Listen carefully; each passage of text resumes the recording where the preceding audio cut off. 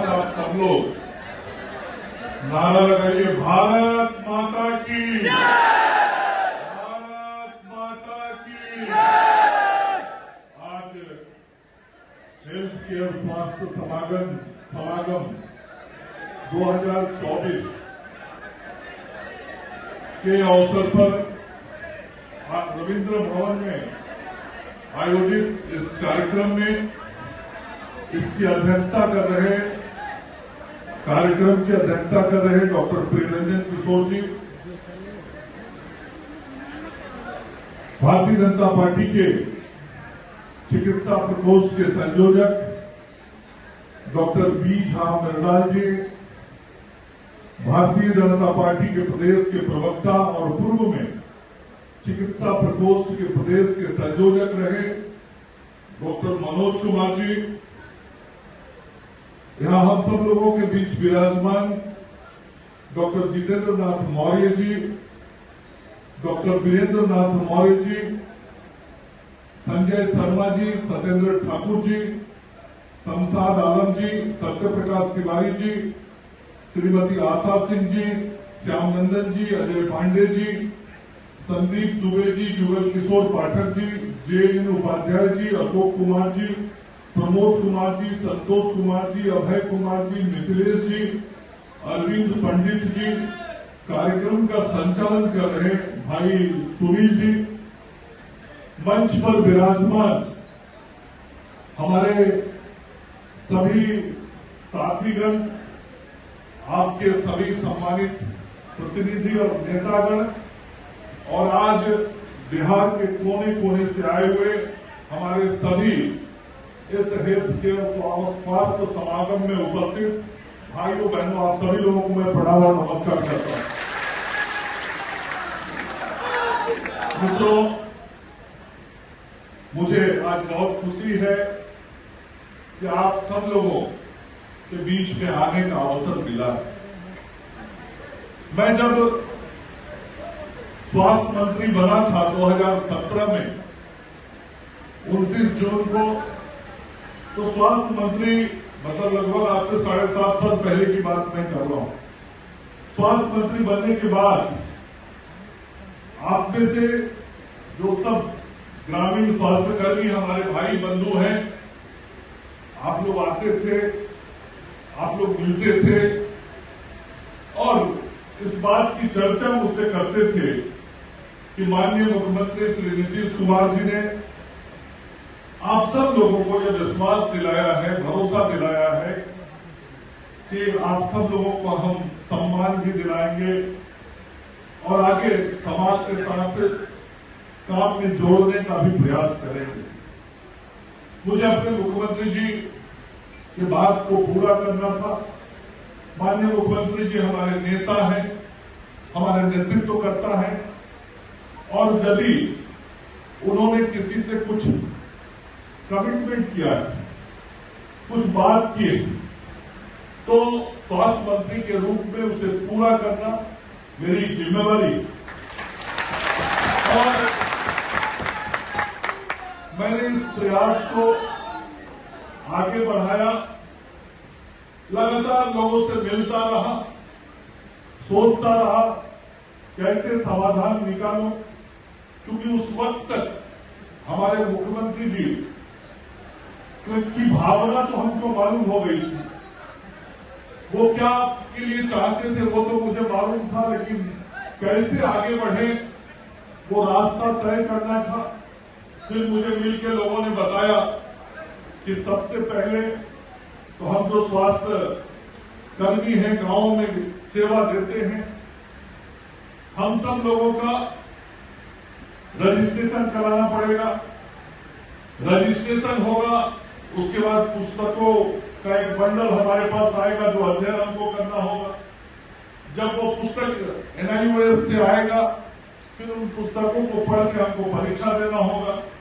फिर परीक्षा देने के बाद हमको प्राथमिक स्वास्थ्य केंद्र पर आपको प्रशिक्षित कराना होगा, और तब उसके बाद हम वैज्ञानिक रूप से सही तरीके से काम के तरफ बढ़ पाएंगे। ये मुझे सब काम बताए गए। ये सब स्टेट वाइज काम बताया गया। तो मैंने सोचा कि अब इस काम को करना ही है, तो धीरे धीरे आगे बढ़ा जाए। क्योंकि हम कोई घर बनाते हैं तो एक दिन में तो घर बनता नहीं है। किसी मंजिल के लिए चलते हैं तो अचानक मंजिल पे तो पहुंच नहीं जाते हैं। मंजिल पे जाने के लिए रास्ते पे चल के सफर तय करना पड़ता है। और घर यदि बनाना होता है तो घर का नक्शा बना के उसके फाइनल अंतिम फिनिशिंग जो करना होता है वहां तक स्टेप वाइज ही काम करना पड़ता है। अचानक से कोई काम होता नहीं। तो मैं इतना जरूर कह सकता हूं कि माननीय मुख्यमंत्री जी की जो भावना थी, जो इच्छा थी, उनकी भावना, इच्छा और निर्देश के आलोक में हमने आप सब लोगों के समस्याओं के समाधान का रास्ता प्रशस्त किया। और मैं आज अपने हजारों साथियों के बीच में खड़ा होकर कह सकता हूं कि आपके इस काम के लिए अभी तक 2 बैच निकले। पहले बैच के लड़कों के लिए, लड़कियों के लिए, महिलाओं के लिए यदि रजिस्ट्रेशन कराने का काम किसी ने बिहार में शुरू करवाया अपने मुख्यमंत्री जी की देखरेख में, तो वो मैंने करवाया। जब रजिस्ट्रेशन हो गया उसके बाद का भी मुझे दिन याद है। लोग आके मिलते थे, कहते थे सर रजिस्ट्रेशन तो हो गया लेकिन तरुआ भी नहीं आया। तो हम कहते थे कि कैसे आया, तो ग्राम से आएगा सर। हम कहेगा भी नहीं आया।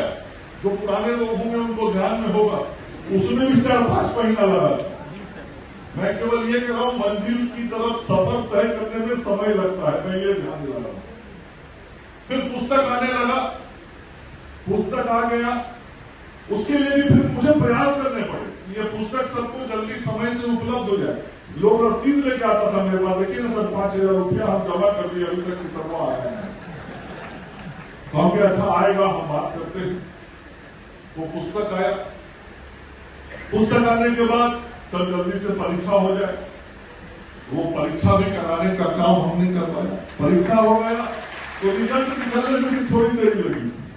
फिर लोग आके हमको मिलता था, कहने कि जल्दी रिजल्ट निकलवा दी।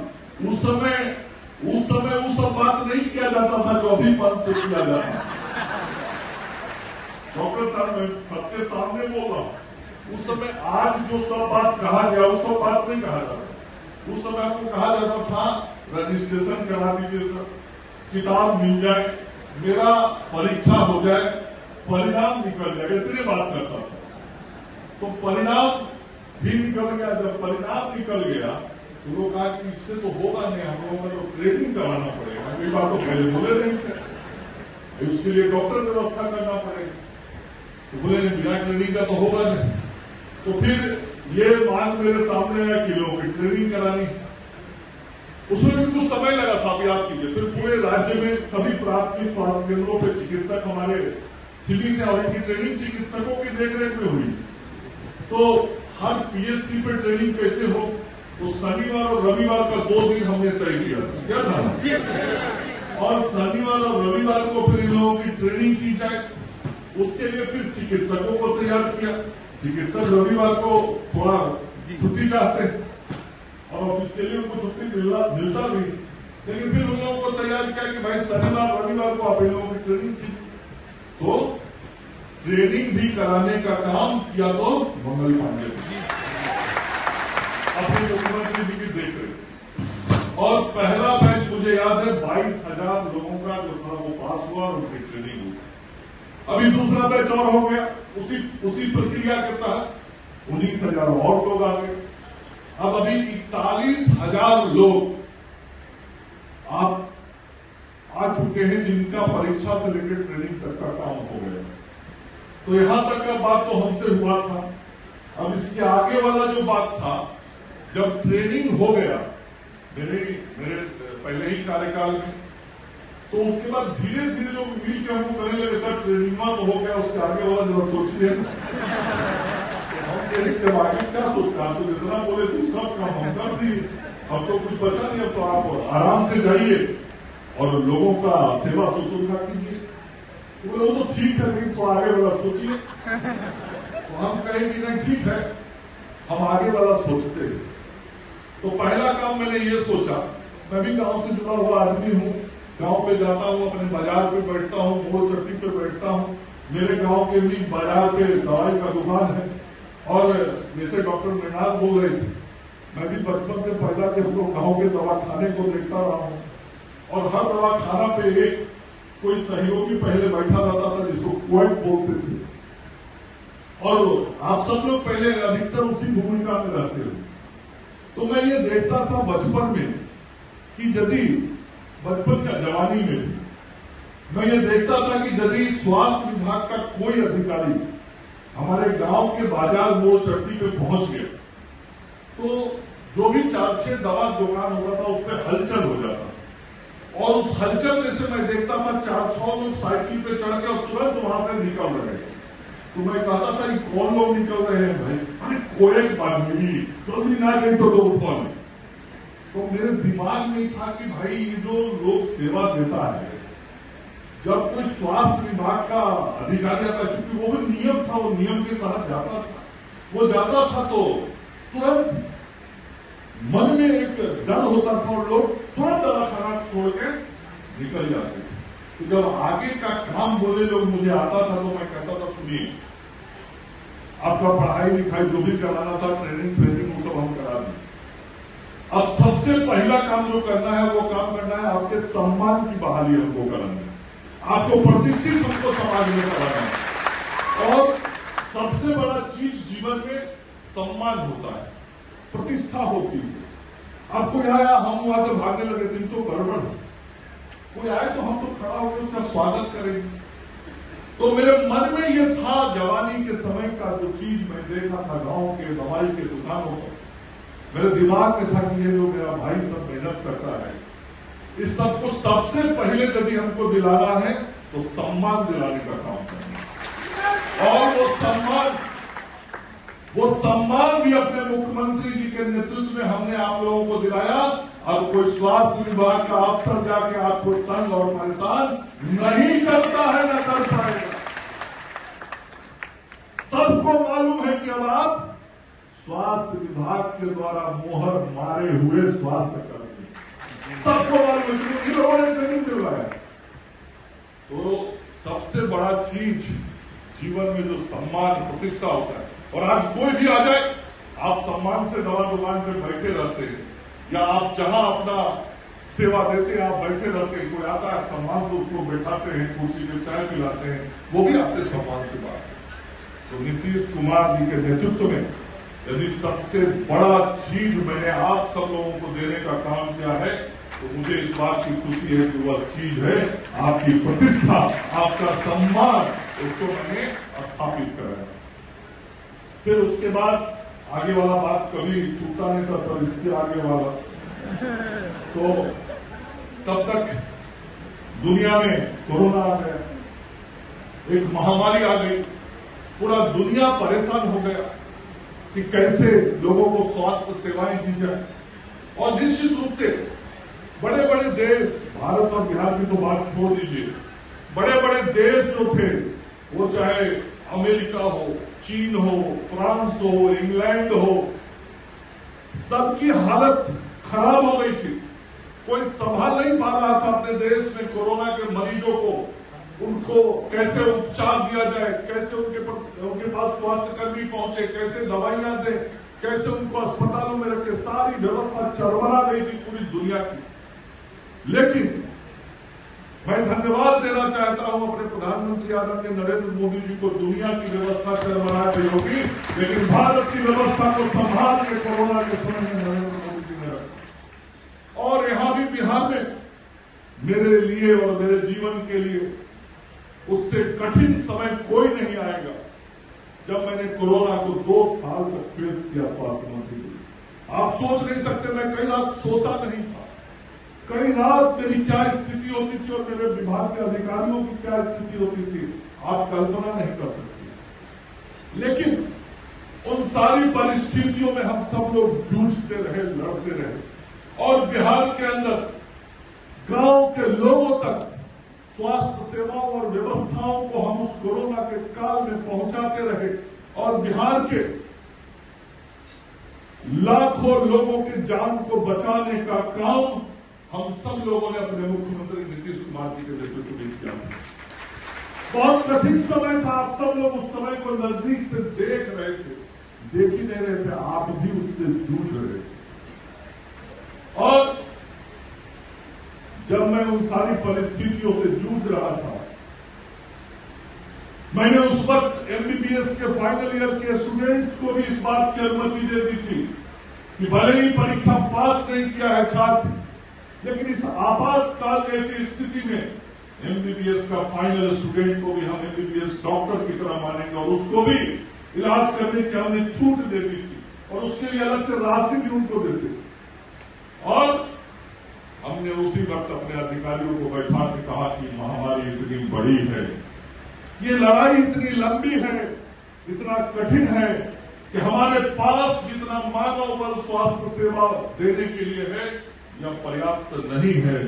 हमने जिन लोगों को प्रशिक्षण दिलाया है, हमने जिन लोगों को ट्रेनिंग दिलवाई है, उसको शिक्षा दिलवाया है एनआईओएस से, वैसे सभी गांव में बैठे हुए स्वास्थ्य सेवा देने वाले लोगों का भी सहयोग हमको लेना चाहिए। और आपको याद होगा, आप सब लोगों को सरकारी रूप से पहली बार अधिकृत करके समाज के सेवा करने की जिम्मेवारी यदि दी तो हमने अपने मुख्यमंत्री नीतीश कुमार जी से पूछ के दिया था और कोरोना के समय में आप लोगों को अधिकृत कर दिया था कि आप मरीजों को स्वास्थ्य सेवा के संदर्भ में सुझाव और परामर्श दे सकते हैं और जो मदद करेगा उसको 200 रुपया प्रति मरीज के हिसाब से उस समय राशि भी मैंने देखी थी। राशि बड़ा बात नहीं था, मैं फिर कहूंगा, राशि विषय नहीं था, विषय ये था कि आपको सरकारी रूप से अधिकृत पहली बार उस वक्त किया गया था कि नहीं किया, उस पर तालियां नहीं बजाना। इतना बड़ा चीज किए थे जो हम कह रहे मंजिल तक पहुंचने के लिए रास्ता पर धीरे धीरे आगे बढ़ा जाता है, ये धीरे धीरे आगे बढ़ने की ही कड़ी थी। पहला बार सरकारी मुहर लगवाए और हमने आप सब लोगों के सम्मान प्रतिष्ठा के साथ साथ सरकारी व्यवस्था में भी जोड़ने का काम उस वक्त किया। आपको सीधा जोड़ा था अपनी व्यवस्था से, अधिकृत रूप से जोड़ा था, सरकार का आदेश निकाल के जोड़ा था। और मैं आज अपने हजारों भाइयों बहनों के माध्यम से जो लोग यहां नहीं भी आए हैं, आप जैसे हमारे ग्रामीण स्वास्थ्य सेवक सहयोगी, मैं उन सभी हजार साथियों को हृदय से आभार व्यक्त करना चाहता हूं। कोरोना के समय में आप लोगों ने जो मदद किया मुझे, मैं उसे कभी भूल नहीं सकता, ना मैं कभी उसका ऋण उतार सकता हूं। आप सब लोगों के कारण समाज को हम बचाने में सफल हो पाए। आप सब लोगों का बहुत बड़ा योगदान रहा, मैं उस योगदान को कतई भूल नहीं सकता अपने जीवन में। और मित्रों, मैंने आप लोगों के लिए तो किया ही, मैंने चूंकि आयुष की भी चर्चा यहां हो गई डॉक्टर मौर्य से, तो आयुष भी उनको भी माना जाता है कि चिकित्सक है और माना ही नहीं जाता, वो पढ़ के आते हैं कॉलेज, आयुर्वेदिक की चिकित्सा लेते हैं, होम्योपैथी का लेते हैं, यूनानी का लेते हैं, सिद्धा का लेते हैं, ये सब पढ़ के वो भी आते हैं। वो लोग भी हमसे मांग करते थे कि मैं भी डॉक्टर हूं और डॉक्टर मीनाल भी डॉक्टर, मतलब एमबीबीएस वाले भी डॉक्टर है, वो यही बोलते थे। वो हमसे कहते थे कि यदि वो डॉक्टर हम डॉक्टर तो दोनों के पैसे में अंतर क्यों होता है। तो फिर मैंने बात किया, पता लगा माननीय मुख्यमंत्री श्री नीतीश कुमार जी ने भी पहले कहा था कि आयुष चिकित्सकों को वैसी ही राशि मिलेगी जैसी राशि सामान्य चिकित्सकों को एमबीबीएस डॉक्टर्स को मिलती।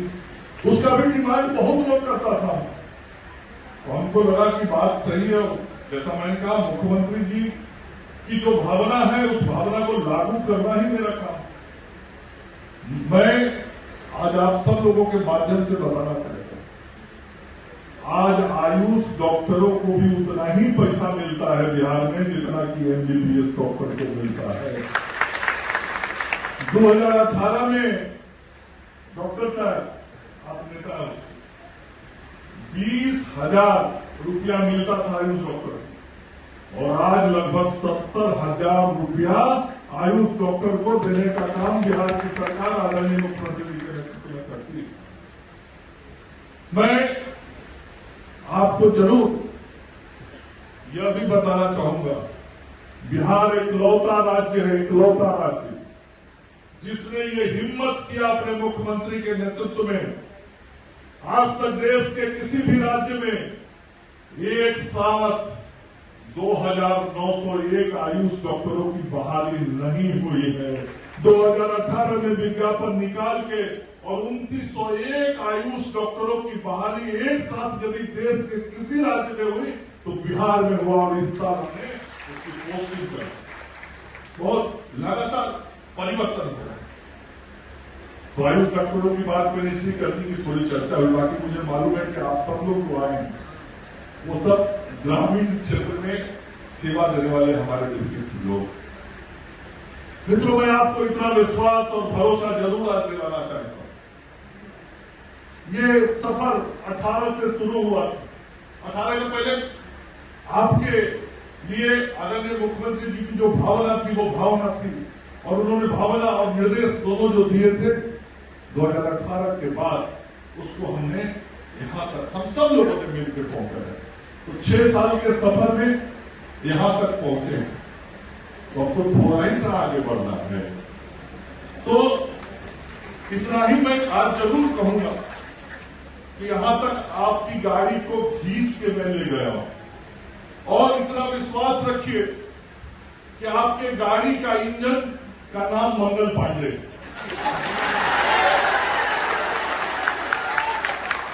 और इंजन मजबूत रहता है तो सब ट्रेन का बोगी सही जगह पर जरूर पहुंचता है।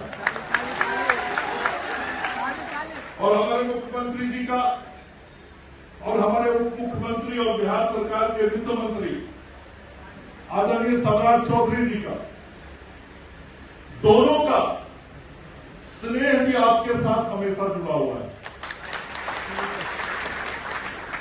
और आगे जो काम आपके बचे हैं उन काम को भी करना, मतलब गाड़ी को मंजिल तक पहुंचाना। अब कैसे करना, ये तो धीरे धीरे रास्ता हम तय किए, वैसे ही धीरे धीरे आगे बढ़ना है। तो धैर्य रखना है, धैर्य रखना है और विश्वास भी रखना है। ये भी मैं कहूंगा, किया है मंगल पांडे और नीतीश कुमार जी ने, तो करेंगे भी मंगल पांडे, सम्राट चौधरी और नीतीश कुमार ही करेंगे। ये भरोसा आपको दिलाना चाहता हूं और विश्वास भी दिलाना चाहता हूं। मैं विश्वास शब्द भी जोड़ रहा हूं और मैंने कहा ना, इस इंजन पर भरोसा है कि नहीं है? ना भरोसा? तो भरोसा है तो गाड़ी पक्का मंजिल तक पहुंचेगा। अब पहुंचाने के लिए थोड़ा जो जो तकनीकी काम करना है, कई तकनीकी काम करना पड़ता है, उन कामों के बाद हम आगे पहुंचते हैं। तो मैं आपको विश्वास और भरोसा दिलाता हूं। मैं अपने वित्त मंत्री और बिहार के उप मुख्यमंत्री श्री सम्राट चौधरी जी और आदरणीय मुख्यमंत्री जी जिनका स्नेह सदैव आपके साथ रहता है, मुख्यमंत्री जी से बातचीत करके आपकी भावनाओं को, आपकी बातों को मैं आज से नहीं पहले से समझ रहा हूं। मैं उसको मंजिल तक पहुंचाने का निश्चित रूप से प्रयास पूर्वक काम करके मंजिल तक पहुंचाऊंगा। मैं आपको विश्वास और भरोसा दिलाता हूं। और मेरे एक मित्र बड़ा अच्छा भोजपुरी में कुछ लिख के सुना रहे थे, संजय बाबू। तो संजय, हम ही भोजपुरी भाषी हैं, तो हम सोच रहे कि हम 3 लाइन कुछ भोजपुरी में लिख दें। तो मंच पर बैठा बैठा हम 3 लाइन लिख देंगे, वो तो लिख के घर से ले हम तो यही लिख देंगे। और बात हम लिखनी है कि हम ना रहिले भीतरी ना रहिले बहरी, हम तो रहिले अपने सबके भाई सबके कबरी। कबरी माने उठी ले, कबरी माने तो नजदीक रही। तो हम ना रहिले बहरी ना रहिले भीतरी, हम तो रही अपना सब भाई के कदरी, तबे बिहार के भविष्य सबरी। बिहार के भविष्य संवारे का बनू, हमनी के बिहार के आगे बढ़ावे का बनू, बिहार के विकसित राज्य बनावे का बनू, बिहार के आत्मनिर्भर बनावे का बनू। तब ये 4 लाइन में पढ़नी और विश्वास राखी सब भाई लोग बहन लोग जुटल बा, सब के नहीं हम रही कवरिये रही, जब कवरी रहे सब बात बुझेला, तो हम सब बात बुझिले और सब अपनी भाई मिल के बिहार के भविष्य के सवारे के काम करे। सर ये बात कहते हुए, ये बात की हमने के सवारे के बाद तो हमने के बिहार के आगे ले जाए के काम करे के बाद एगो बात जरूर करो, हम राजनीतिक बात तक करे के ना चाहत रही, लेकिन मंचे पर से दूसरी आदमी कुछ चुनाव नाम के बात बोल रहा हूँ, एकदम सोच के राय लगे कि हम कोनो राजनीतिक बात करें। लेकिन इतना जरूर कहूंगा मैं कि 2014 में यदि घोषणा किसी ने किया तो उनका नाम मुख्यमंत्री नीतीश कुमार। 2018 से यदि आपके लिए काम आगे बढ़ा तो उस वक्त मुख्यमंत्री नीतीश कुमार से और स्वास्थ्य मंत्री बनने चाहिए। 2024 के आज आपकी गाड़ी यदि आगे बढ़ रही है तो मुख्यमंत्री श्री नीतीश कुमार है, उप मुख्यमंत्री श्री सम्राट चौधरी है मुख्यमंत्री, और स्वास्थ्य मंत्री मंगल पांडे। गाड़ी यहां तक खींच के आया है ये लोग थे, तभी गाड़ी वहां तक खींच के आया है। गाड़ी को मंजिल तक पहुंचाना है तो 2025 में भी इन सब लोगों को लाना होगा। गाड़ी पीछे में है भाई, सुन लो, चेन पुल बुझा लू, यदि घबराई गाड़ी तो ट्रेन पीछे में चेन पुल हो जाएगी, तो फिर गाड़ी आगे ना बढ़ी। जैसे गाड़ी के मंजिल तक पहुंचावे के बाद हम ड्राइवर होने के विश्वास दिलौले बनी, तो ड्राइवर के हरा झंडी मिलत रहो तो जरूरी बाकी नीतीश योगी रही। इतना योग काम करे को पड़ी। और ये सब बात करते हुए हम अपनी वाणी को विराम देंगे।